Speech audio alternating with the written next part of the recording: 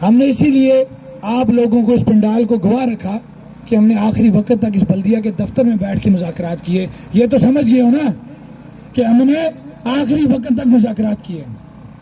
अब जो हम ऐलान करने जा रहे हैं वो डिसिप्लिन के साथ होगा कि हम यहाँ से लॉन्ग मार्च करेंगे बरारकोट की तरफ।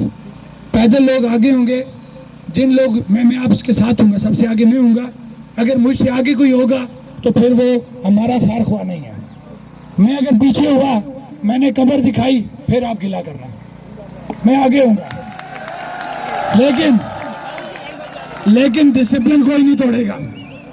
अब जो असल ऐलान मैं करने जा रहा हूँ, असल ऐलान कि हम वहाँ पे जाएंगे, हम एक दिन वहाँ पे बैठेंगे, हमारी मुशावरत होगी कोर कमेटी की, और इंशाअल्लाह हमारी मुशावरत के बाद, क्योंकि अब चार्टर ऑफ डिमांड की वो बात नहीं रही, इस वक्त तक हमने इनको दो चीज़ों पे मुतालबा रखा था।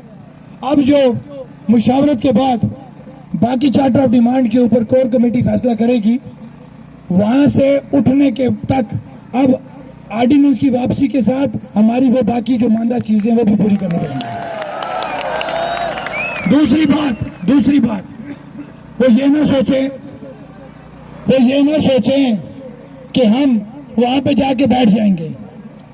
हम आपस में तय करेंगे और इंशाअल्लाह अगर ये हमारी चीज़ें वहाँ पे हल ना हुई, हम वहाँ से असेंबली की घेराव की कॉल देंगे। मैं ओपन ये बात करता हूँ, ये बहुत बड़ी बात मैंने कर दी है, लेकिन ये बेगैरत हैं, ये बेशर्म हैं, इनको ये लोग इंसान नजर नहीं आ रहे।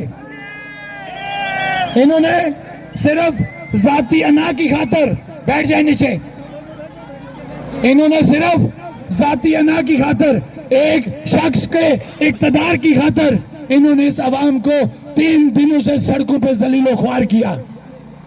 ये बेगैरत लोग हैं, ये बेशर्म लोग हैं। आज मैं ये बात खुद कर रहा हूं, मैं बाकियों को मना करता था, आज मैं ये बात कर रहा हूं। इसलिए